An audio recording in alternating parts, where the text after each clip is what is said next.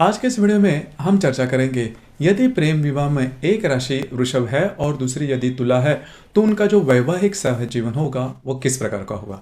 ऐसी कौन सी बातें हैं जो कि जान लेनी आवश्यक है, ऐसी कौन सी बातें हैं जो कि प्रत्यक्ष रूप में इम्प्लीमेंट करनी आवश्यक है, सभी के बारे में डिटेल में चर्चा इस वीडियो में हम करने वाले हैं। तो सबसे पहले इस राशियों के जो स्वभाव है, जो नेचर है, उसके बारे में थोड़ा जानकारी लेंगे। जैसे कि शुरुआत हम वृषभ राशि से करेंगे। वृषभ राशि के बारे में अगर देखा जाए तो काला पुरुष की कुंडली में द्वितीय स्थान में आने वाली यह राशि है, स्त्री राशि है। इस राशि का जो स्वामी है वह शुक्र है। यह जो राशि है वह स्थिर स्वरूप है और इस राशि का जो तत्व है वह पृथ्वी तत्व है। तो सबसे पहली और महत्वपूर्ण बात जो कि वृषभ राशि के बारे में देखी जा सकती है वो है उनका रहन सहन। रहन सहन या फिर उनकी लाइफस्टाइल के बारे में अगर देखा जाए तो काफ़ी नीट, क्लीन और सोबर इनकी जो फैशन, इनका जो रहन सहन होता है वह देखा जा सकता है। उनका रहन सहन देखकर आपको ये लग सकता है कि इनकी जो फैशन है वो काफ़ी थोड़ी सी महंगी होगी, लेकिन ऐसा बिल्कुल भी नहीं। रंगों का जो फैशन का जो चॉइस होता है वो इनका काफ़ी अच्छा देखा जाता है। नीट एंड क्लीन इनकी लाइफस्टाइल बचपन से ही देखी जाती है। उसका जो सेंस होता है वो भी इनमें काफ़ी अच्छा देखा जा सकता है। ये बात इनमें थोड़ी सी अच्छी होती है जो कि काफ़ी अलग से हो सकती है। सोबर फैशन इनको पसंद आता है। दूसरी सबसे महत्वपूर्ण बात वृषभ राशि की होती है वो होती है उनकी वाणी, कम्युनिकेशन स्किल बहुत ही अच्छा होता है। मतलब कहाँ पे क्या बोलना है, कैसे बोलना है, किस तरह से कम्युनिकेट करना है, भाषाओं में शब्दों का जो यूज़ है वो किस तरह से करना है और किस तरह से अपनी जो बात है सामने वाले पर रखनी है, उसके बारे में इनकी जो जानकारी होती है वो काफ़ी अच्छी होती है। बहुत ज़्यादा नहीं बोलेंगे, बहुत ही बहुत ही कम शब्द में अपनी जो बात है वो काफ़ी अच्छे तरीके से करेंगे और उनकी जो वाणी, उनके जो शब्द होते हैं वो काफ़ी अच्छे देखे जा सकते हैं। अब यहाँ पर दो तीन बातें हैं जो कि इनमें काफ़ी अच्छी देखी जाती है कि सामने वाला जो व्यक्ति होता है उनको भी वो पूरी तरह से फ्रीडम देता है कि वो भी अपनी बात सुने, बात रखे और सामने वाले की बात अच्छी तरीके से सुनकर ही ये जो व्यक्ति होते हैं वो अपनी बात रखते हैं। मतलब इनका जो कम्युनिकेशन स्किल होता है वो काफ़ी अच्छा देखा जाता है। हंस कर बोलना, मुद्दा चाहे या फिर सब्जेक्ट चाहे कितना भी कॉम्प्लिकेटेड हो, कितना भी सीरियस हो, गहन हो, फिर भी ये जो राशि है वो बहुत ही अच्छी तरह से, बहुत ही मधुरतापूर्वक अपनी जो वाणी से ये जो बात है वो समझा कर रखते हैं। इस वजह से यह जो राशि, इस राशि की जो वाणी पर पकड़ होती है बाकी राशियों से काफ़ी अच्छी देखी जा सकती है। उसी प्रकार यह जो राशि है, मतलब जो वृषभ राशि, इनके खान पान की जो बातें होती है वो भी थोड़ी अलग होती है। मतलब इनको चटपटा खाना काफ़ी ज़्यादा पसंद आता है। घर से ज़्यादा घर के बाहर का जो खाना है, मतलब रेस्टोरेंट या फिर होटल का खाना इन्हें ज़्यादा पसंद आता है। वैसे के मामले में भी अगर देखा जाए तो ये जो राशि है थोड़ी सी प्रैक्टिकल होती है। मतलब पैसे कहाँ पर खर्च करने हैं, कैसे खर्च करने हैं, किस तरह से खर्च करने हैं, कैसे अर्न करने हैं, कैसे कमाने हैं, किस तरह से इन्वेस्ट करने हैं, इसके बारे में इनकी जो मालूमात या फिर इनकी जो जानकारी होती है वो काफ़ी अच्छी देखी जा सकती है। इस वजह से पैसे के मामलों में भी इनकी लाइफस्टाइल अगर आप देखो तो आपको लग सकता है कि काफ़ी ऊंची लाइफस्टाइल है, लेकिन पैसे जो है वो खर्च ज़्यादा नहीं करते। मतलब सीधी बात भी है, अगर कोई भी अगर वस्तु भी लेनी है तो वो 10 जो दुकान है उनमें जाएंगे और वैल्यू फॉर मनी, जहाँ पर सस्ते होती है जो वस्तु वही खरीदेंगे। मतलब वैल्यू फॉर मनी की जो बात होती है वो भी इनमें काफ़ी अच्छी देखी जाती है। तो मोटे तौर पर अगर देखा जाए तो जिस व्यक्ति का व्यक्तित्व अच्छा है, मैं व्यक्तित्व बोल रहा हूँ, सौंदर्य नहीं। मतलब ऐसा नहीं होती कि वृषभ राशि के सभी जो व्यक्ति होते काफ़ी सुंदर है, लेकिन उनका व्यक्तित्व काफ़ी अच्छा होता है, उनकी वाणी काफ़ी अच्छी होती है, या फिर पैसे के मामलों में भी प्रैक्टिकल नेचर होता है। इस वजह से होता क्या है कि इनकी जो इंटरेक्शन होती है सामने वाले व्यक्ति से काफ़ी अच्छे थे, इनकी जो इमेज होती है वो काफ़ी अच्छी देखी जाए, इनकी जो पर्सनालिटी होती है वो मैग्नेटिक देखी जा सकती है। अब यहाँ पर जैसे मैंने कहा कि सभी गुण इनमें काफ़ी अच्छे देखे जाते हैं। फिर ऐसे कौन से गुण हैं जो कि थोड़े से अलग भी होते हैं। देखिए यहाँ पर अगर इनके साथ अगर बहुत दिनों तक या फिर महीनों तक अगर आप इंटरेक्ट करते हो तो उनमें जो अवगुण होते हैं, मतलब इनके जो थोड़े से नेगेटिव गुण होते हैं वो भी देखे जा सकते हैं। जैसे कि यह जो राशियाँ है इनमें बहुत ही सटल, बहुत ही सूक्ष्म रूप में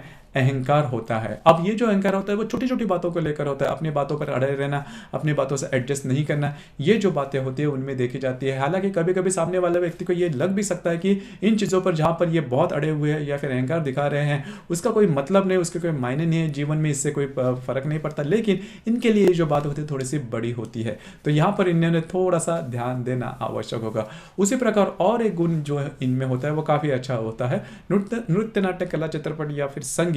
इसके बारे में इनका जो रुझान होता है, इनकी जो चाह होती है वो काफ़ी अच्छी देखी जाती है। बॉर्न सिंगर ये होते हैं, मतलब गाने के बारे में इनका मालूमात काफ़ी अच्छा होता है, गाने के बारे में इनकी जो चाह होती है वो भी काफ़ी अच्छी देखी जाती है। एटलीस्ट मतलब ये जो वृषभ राशि के व्यक्ति है ये एटलीस्ट बाथरूम सिंगर तो होते ही है। तो ये बात इनमें काफ़ी अच्छी देखी जा सकती है। तो ये जो सभी गुण हैं, उनका व्यक्तित्व, इनका बोलना, बाकी जो सभी बातें हैं, इनमें काफ़ी अच्छे होने के कारण इनका व्यक्तित्व काफ़ी अच्छा देखा जा सकता है। अब हम चर्चा करेंगे तुला राशि के बारे में। अब ये जो तुला राशि है, जैसे कि वृषभ राशि का जो स्वामी है वो शुक्र है, उसी प्रकार इस तुला राशि का भी जो स्वामी होता है वो शुक्र होता है। काल पुरुष की कुंडली में सप्तम स्थान में आने वाली राशि ये पुरुष राशि है। इस राशि का जो तत्व होता है वो वायु तत्व होता है, और ये जो राशि है वो चर राशि होती है। सबसे ज्यादा बैलेंस ये राशि होती है, मतलब इनके जो व्यक्तित्व होता है वो काफी ज्यादा बैलेंस होता है। किसी भी क्षेत्र में बहुत ज़्यादा आगे बढ़ना या फिर बहुत ज़्यादा उसमें डूब जाना, ये बातें जो तुला राशि होती है उनमें देखी नहीं जाती। अब यहाँ पर इनका भी जो व्यक्तित्व होता है वो काफ़ी अच्छा देखा जाता है। इनका जो रहन सहन होता है वो काफ़ी अच्छा, नीट एंड क्लीन और काफ़ी ज़्यादा सोबर। इनमें इनकी जो फैशन स्टेटमेंट होती है वो खास करके काफ़ी अच्छी होती है। मतलब उस पर यह नहीं होता कि इनका आर्थिक स्तर क्या है, इनका आर्थिक स्तर कम होने के बावजूद भी इनके जो रहन सहन होता है वो काफ़ी अच्छा देखा जाता है। एक अलग ही प्रकार की जो बात होती है वो इनमें, इनके रहन सहन में देखी जा सकती है। उसी प्रकार इनकी जो वाणी, हालांकि इनकी जो सोच है, उनका जो रहन सहन है, उस सभी में एक एक थोड़ा सा अलग ही बात होती है जो कि काफ़ी ज़्यादा मतलब आई कैचिंग होती है। तो ये बात इनमें अच्छी देखी जाती है, किसको व्यक्ति के साथ किस तरह से बातचीत करनी चाहिए। और इन बातचीत करने में भी इनकी एक बात बहुत अच्छी होती है कि सामने वाले जो व्यक्ति होते हैं उसके फ्रीक्वेंसी तक आके, मतलब सामने वाला व्यक्ति अगर बुद्धि से या फिर वाणी से कम हो या फिर उनको ज़्यादा मालूमात ना हो तो भी उसके लेवल तक आके ये बात करेंगे। मतलब ऐसा नहीं है कि सामने वाले उसके ऊपर थोड़ा सा रुबाब करो। ये जो बात होती है वह तुला राशि में देखी नहीं जाती। इनकी ग्रास्पिंग काफ़ी अच्छी होती है, मतलब आकलन शक्ति, ग्रहण शक्ति इनमें काफ़ी अच्छी देखी जा सकती है। इनसे आप किसी भी प्रकार के निर्णय आप ले सकते हो, या फिर किसी भी प्रकार के जो सलाह जो कहते हैं एडवाइस, इनसे आप ले सकते हो। क्योंकि किसी भी विषय पर बहुत ही इन डेप्थ सोचना, बहुत ही गहराई में सोचना, ये बात तुला राशि में काफ़ी अच्छी देखी जाती है। अब ये जो दोनों राशियाँ हैं, मतलब वृषभ राशि या फिर तुला राशि, ये मितभाषी है, मतलब ज़्यादा नहीं बोलेंगे और जो भी बोलेंगे टू द पॉइंट बोलेंगे। और इसमें ये जो तुला राशि वृषभ राशि से भी आगे निकल जाती है। मतलब किसी भी विषय पर अगर निर्णय लेना है तो तुला राशि काफी अच्छी तरीके से सोचती है। ये बात इनमें बहुत ही अच्छी देखी जाती है। रहन सहन का मामला, जैसे मैंने कहा कि रहन सहन का मामले में भी जो तुला राशि है काफी अच्छे होते हैं। इनको जो अधिभौतिक सुख है, इसके प्रति जो अट्रैक्शन होता है वो काफी ज्यादा देखा जा सकता है। अब ये वृषभ राशि से भी थोड़ा सा ज्यादा इनको जो अट्रैक्शन है वो काफी ज्यादा देखा जा सकता है। भिन्न लिंग व्यक्ति के प्रति इनका जो आकर्षण होता है वो भी ज्यादा होता है। हालांकि ये जो बात होती है वो वृषभ राशि में बहुत ज्यादा देखी नहीं जा सकती, लेकिन जो तुला राशि होती है उनमें ये जो बात होती है वो खासी ज़्यादा देखी जा सकती है। हालांकि इससे ज़्यादा कुछ फर्क नहीं पड़ता, लेकिन इनके जो वैवाहिक जोड़ीदार है इनके मन में किसी प्रकार के अन्य विचार आ सकते हैं जो कि विवाह सुख के लिए उपयुक्त नहीं होते। उसी प्रकार नृत्य, नाट्य, कला, चित्रपट, संगीत, इनकी जो चाह होती है वो इनमें भी काफ़ी अच्छी देखी जाती है। अधिभौतिक सुख की जो चाह होती है वो भी काफ़ी अच्छे होते हैं। ये जो राशि है जीवन का पूरे तरह से आनंद लेती है।